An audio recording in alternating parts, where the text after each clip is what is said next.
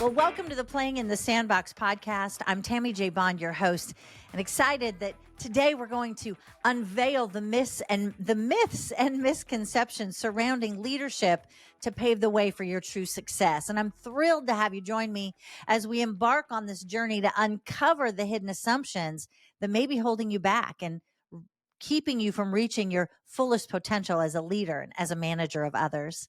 In today's episode, Unmasking Leadership Myths, the 5 assumptions that you can't afford to make, we'll delve into the often overlooked traps that leaders unwittingly fall into, hindering their effectiveness and limiting their impact within their organizations and within their teams. And from the belief that I know best to the dangerous assumption that success happens overnight, we're going to explore each of these assumptions in depth, shedding light on their consequences and providing actionable strategies and steps to overcome them. And isn't that what we all want at the end of the day? When we highlight something we're not wanting to do anymore, we want the steps to get there to achieve different results. So whether you are a seasoned executive or an up and coming manager, get ready to challenge your assumptions, break free from the status quo, and unlock your true potential for your leadership journey. Let's kick off our shoes, step into the sandbox as we dig up these myths that no longer may be serving you in your leadership walk. I'll see you on the inside.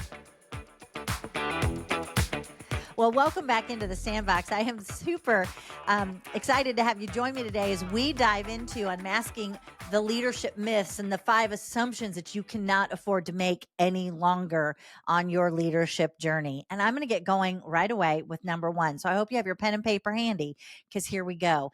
Assumption number 1 is the I know best assumption, right? It's the I know best, you don't, let me do it my way. We challenge this assumption because it's a closed-mindedness, right? And leaders may struggle to adapt to changing circumstances or new information if they believe they already have the answers. And getting off of that struggle bus because I already have the answers, well, let me tell you to you this way. It's going to open you up to be able to receive from other people.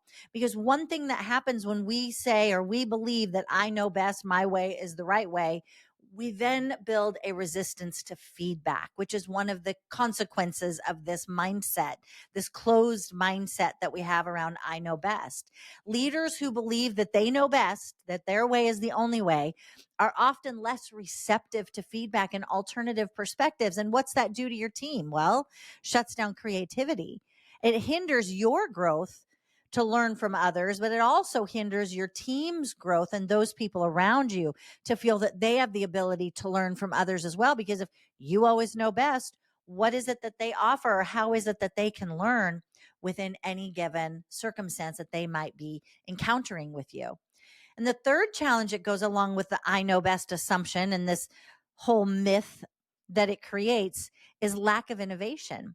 A mindset of I know best can often lead to complacency and resistance to innovation. Because why try anything new when you know the way that works best?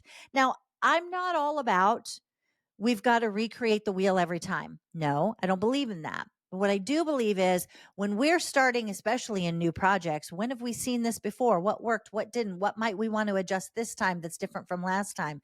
We want to be having that conversation and not going in with the assumption that, well, we've seen it before, so we know what works, so let's just do it that way. Because, well, times have changed. We could be missing critical key information that's different today than it was before because we have blinders on that I just know best. So therefore, and that's going to limit us as leaders. And we're going to most likely be less interested in exploring new ideas or approaches when we're locked onto the I know best mindset. So assumption number 1 is I know best. So when it comes to busting through some of these assumptions that you don't want to be making, I want you to write down, do I know best?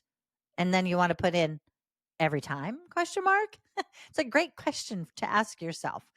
This is often, I want to bring this into it too. You know, I love to talk about the characters in our sandbox in the workplace. And we've got one called Harriet the Hoarder.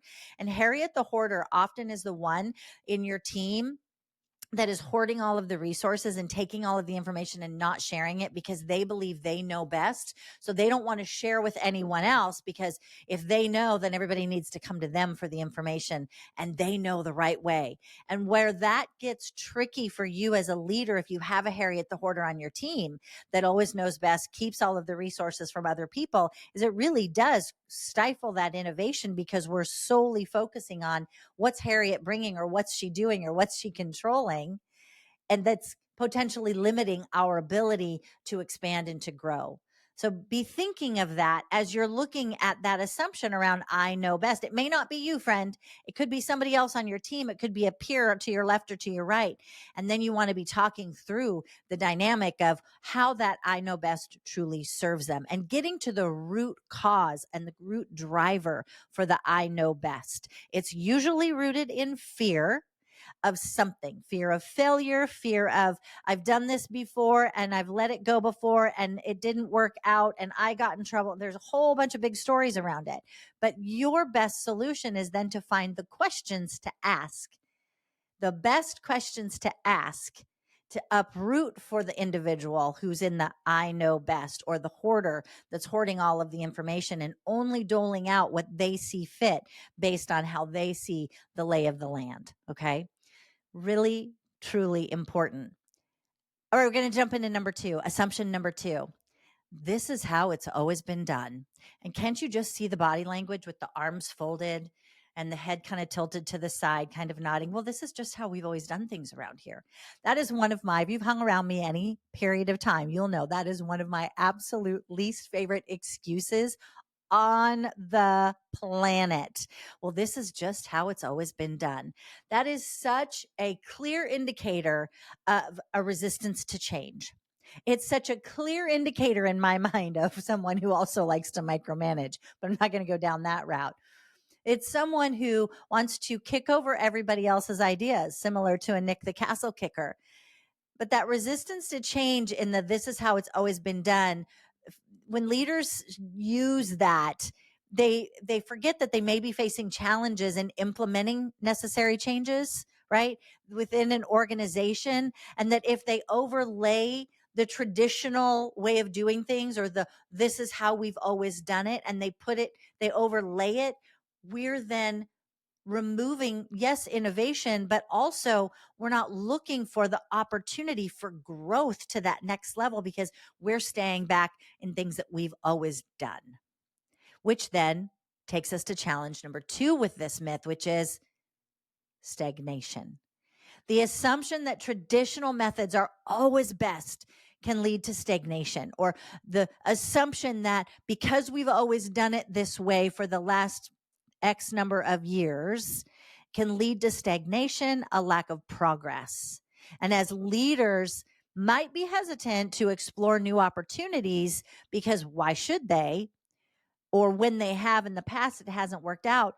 It points to a trust factor, a trust issue on your team. So you want to open that up for discussion as well, because new opportunities and new approaches, it's a great idea. Even if you simply say, friend, we're going to spend the next 7 minutes talking about what a new approach might be to this. Yeah, we've always done it that way. We've always done it this way with these 4 walls, and we've always stayed in this box. However, for the next 7 minutes, let's just explore what else could we do? What might we do? What might we try? What if? That's a really great opportunity to step into some creativity. You may decide at the end of that 7-minute conversation, we're going to do it the way we've always done it. But at least you took the time to explore what opportunities are there, which is going to open up the creative mindedness versus staying in stagnation. And then you're also, this is so key, friend, listen to this, lock into this. You have people on your team that are wanting to be creative and wanting to look at new opportunities and new approaches to try something new with a project that you might be working on. And when we're locked into that, this is the way it's always been, so this is the way we're going to do, we're stifling their creativity and the hope for them of what's possible to create something new. But by having that 7-minute conversation, you get to let them be creative. And then you get to explain to them, I love all of these ideas. And for this one, here's what we're going to do. Yes, we've done it this way before, and we're going to do it this way again. And I'm grateful for the 7-minute conversation we had. I want to keep talking about that. Because then when you do an after action review of whatever said project is getting done the way we've always done it, you can then reflect back on, well, what if we would have implemented something we talked about in that 7-minute creative conversation around what's possible. Give the people, as a leader and as a manager, it's important to give the people a chance on your team to explore creative options with you, as opposed to you always shutting it down and shouting it down and saying, nope, we've always done it this way. This is the way we're going to do it. Because that's no different than a Nick the Castle kicker coming in and kicking over somebody's creation. And we know that that personality exists in the sandbox. And what happens in those behaviors in the sandbox is then it shuts down really good people, and you're going to start churning and burning through people because they don't feel that their voice matters. And has someone who has been in an environment before that this is the way we've always done it, so we're just going to do it that way? I'm telling you, as a creative person, as someone who really has that edge to be able to hover at a higher altitude to see all of the components of a project plan and see what could be improved upon, and I'm always seeking ways to improve, it stifles me and burns me like nothing else. And then it makes me feel like, what am I contributing to?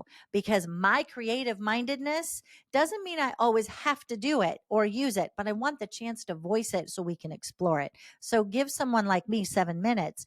You may say no, but at least I feel seen and heard, which is really ultimately what I'm hoping for. And then challenge number 3 with the this is how it's always been done assumption is inefficiency, because it leads us into outdated practices that may no longer be effective or efficient for us, leading to wasted time and resources for the organizations, and ultimately leading to needing to, getting to that place where we're spinning our wheels to keep it the same way we've always done it, where, wow, we could have streamlined some things and gotten this done under budget and quicker. So those are really key. And as you think about assumption number 2 of this is how it's always been, or this is how we've always done it, I want you to think about how that might be showing up on your team, in your project planning, in your team meetings, and even in the conversations that you have with people. And maybe you have someone that's like a Tammy that comes in and says, hey, I have a new idea. I want to run it by you. And all you're thinking is, oh, golly, no, thank you, because I don't have time to absorb that right now. Maybe you don't in that moment, but then at least reschedule the time with them so they can have that moment of sharing, because it's really important. And that's what's going to help foster that trust in your team and foster that camaraderie that you're really wanting, because we know and studies show that is a key ingredient to higher productivity on our teams. All right, let's jump into assumption number 3. I don't need feedback, right? I don't need to hear from you what you want or what you need different from me, right? I don't need feedback on how I can be different. That mindset right there, that whole attitude of I don't need feedback. Well, we know that it's rooted in that means I'm going to have to make changes, and I don't want to make changes because they're hard more often than not. But it limits our growth.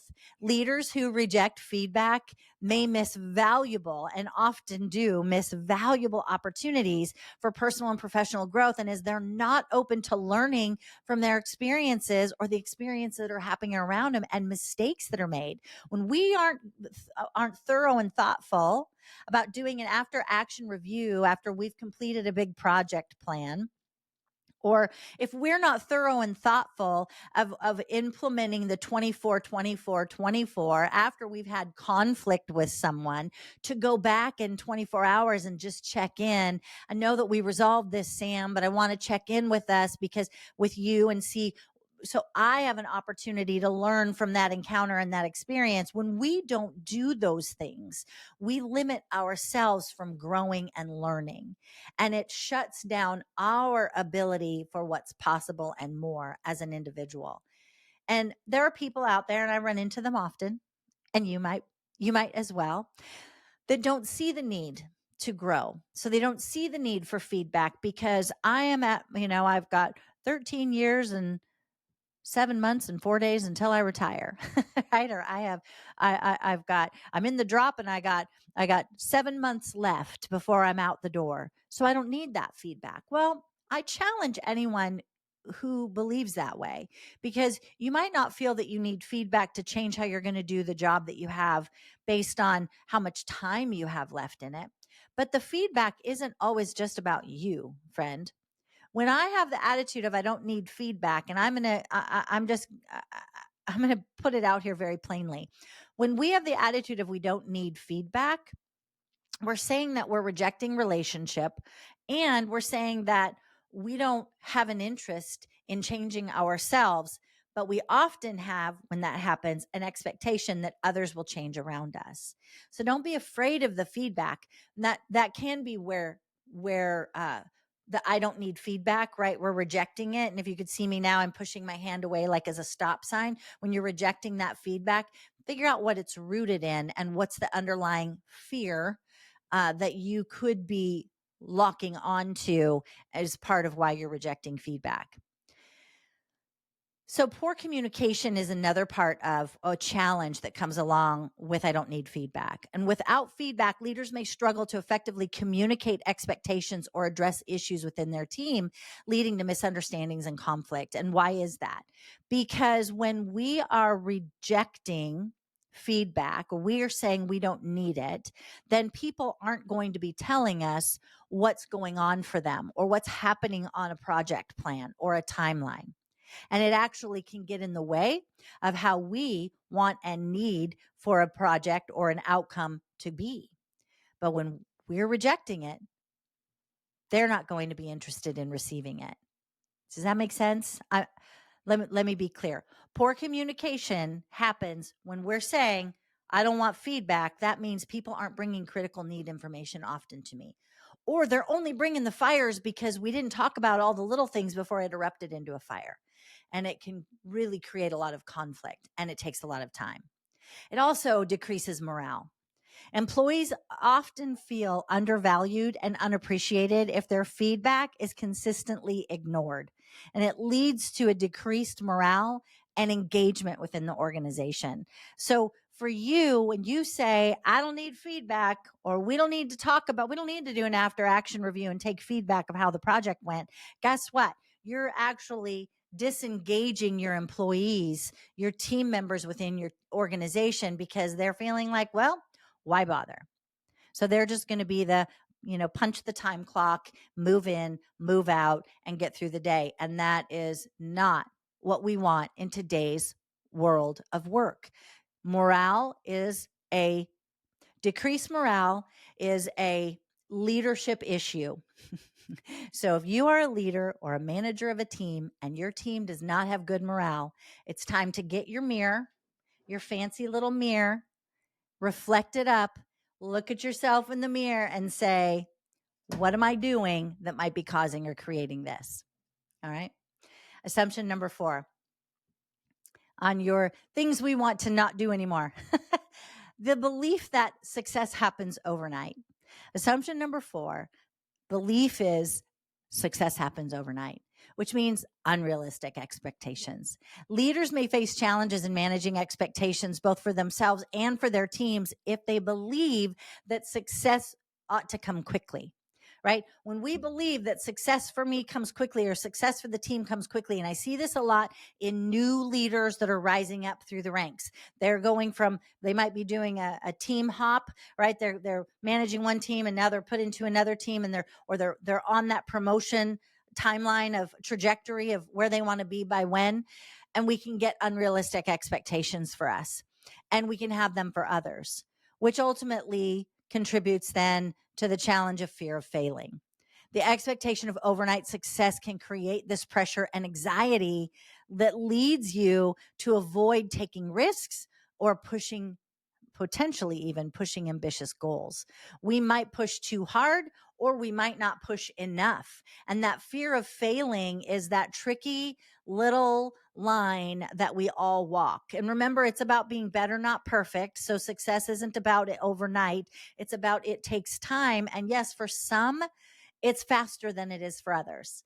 And for some, it might seem like it's overnight. And for others, I had a gentleman reach out to me and ask me a question on LinkedIn a couple months ago, actually. And it was about him explaining the role that he's in and that he's still in this role. And he's not really sure if he's utilizing the resources around him enough to get that next level of promotion that he thought he would have been to by now.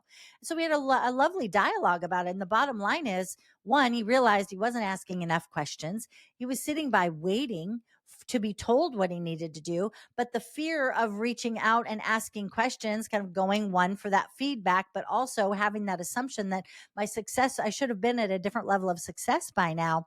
It's that expectation of overnight success has hindered him now. So now he's just kind of in a duck and cover mode because he's unclear. We worked through it. He's on a new path and trajectory, which is great. But that then leads to this success happens overnight is that challenge number 3 with that is exactly what he was dealing with, which is lack of persistence. Because if we have this assumption that it should happen overnight and as a leader you expect immediate results, you may become discouraged and then you give up and then you duck and cover and then you're not asking the right questions. Y'all, I cannot tell you enough times, and I'm encouraging you to DM me, head over to LinkedIn, Tammy J. Bond, find me there and DM me. If we're not connected, let's connect. You can head to the website and you can connect with me on the website at tammyjbond.com or bondgroupenterprises.com.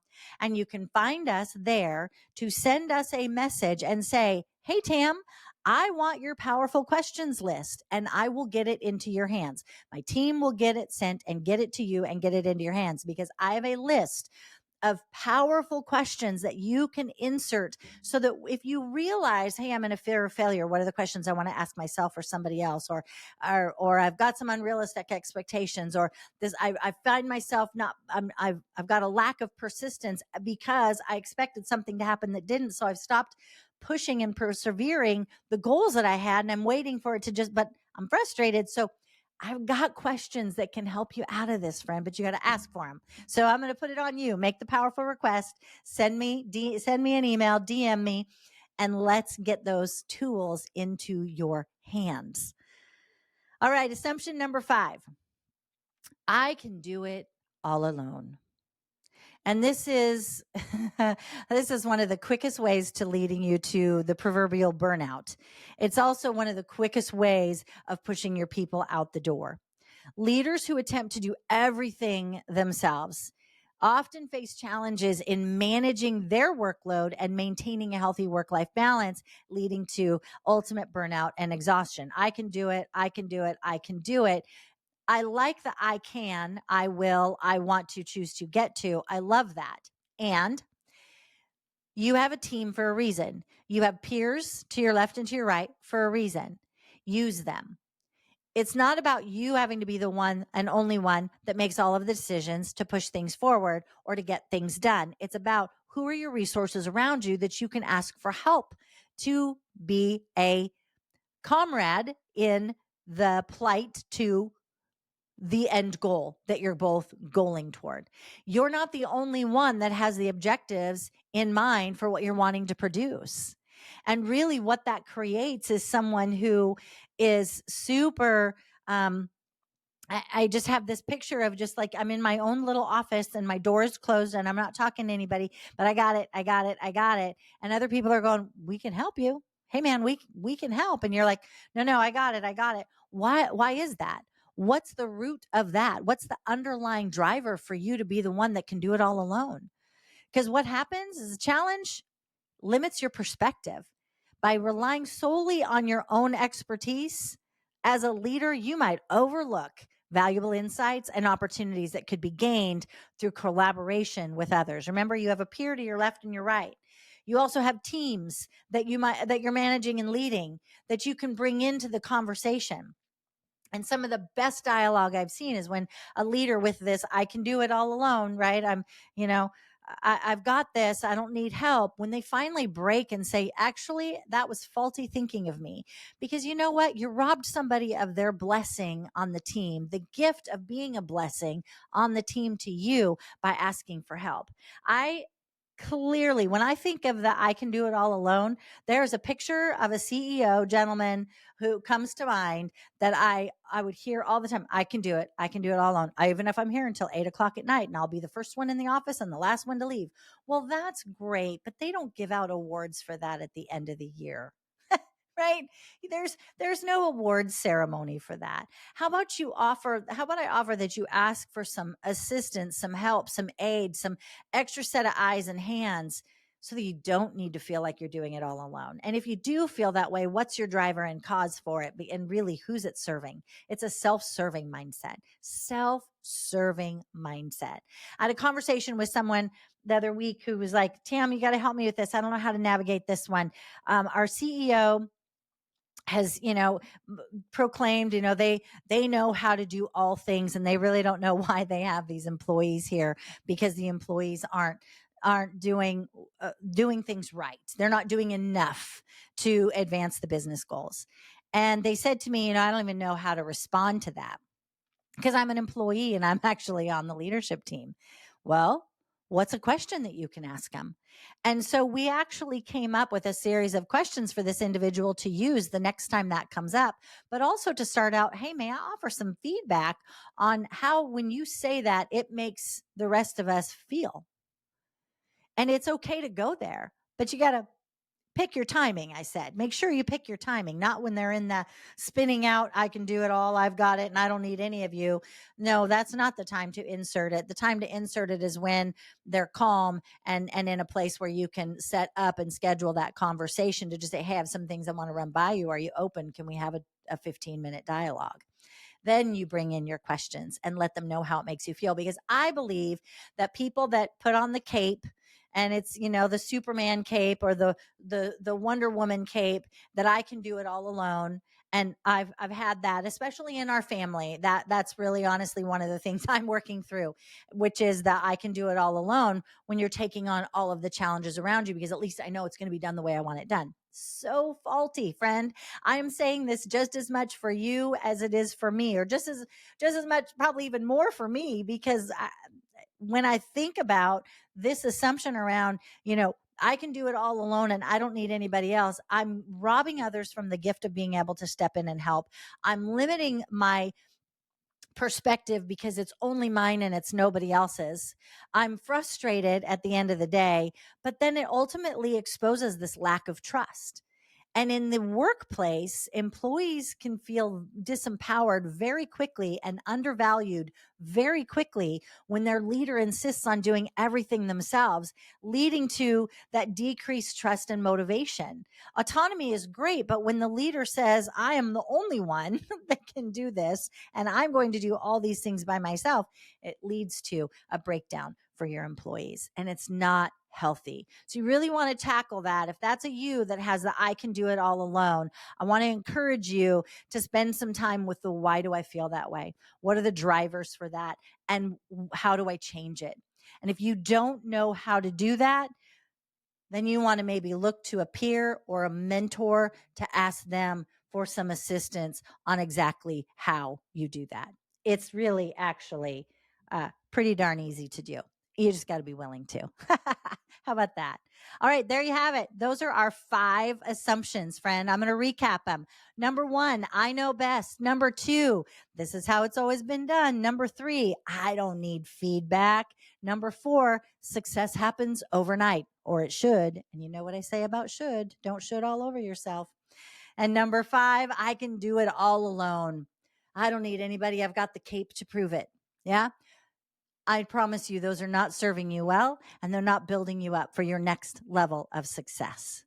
So as we come to the end of this little journey that we've been on, I believe that it's clear that leadership success is isn't just about the actions that we take. It's about the assumptions that we challenge. And all of those assumptions, we have now an opportunity to go in and challenge. And in today's episode, we peeled back the layers of common misconceptions and revealed the truth behind some assumptions that might be holding you back, friend. Now, remember, leadership is a journey and it's of continuous growth and leading by challenging your assumptions and by embracing a mindset of openness and adaptability. You can pave the way for unparalleled success in your leadership role. So, as you move forward on your leadership journey, I encourage you, friend, keep questioning, keep leaning in, and keep pushing the boundaries of what's possible. And oh, by the way, start asking for help and feedback. And together we can break free from the myths that hold us back and lead with clarity, confidence, and purpose.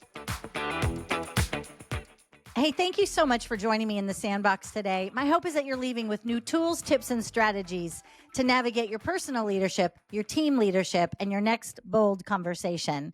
And hey, it would mean so much to me if you'd share this episode with a friend or a colleague that you feel could truly benefit from what we shared in the Sandbox today. You know, third-party affirmations go a long way in today's world economy, and I would be honored if you shared the value that you gained from spending time in the Sandbox today.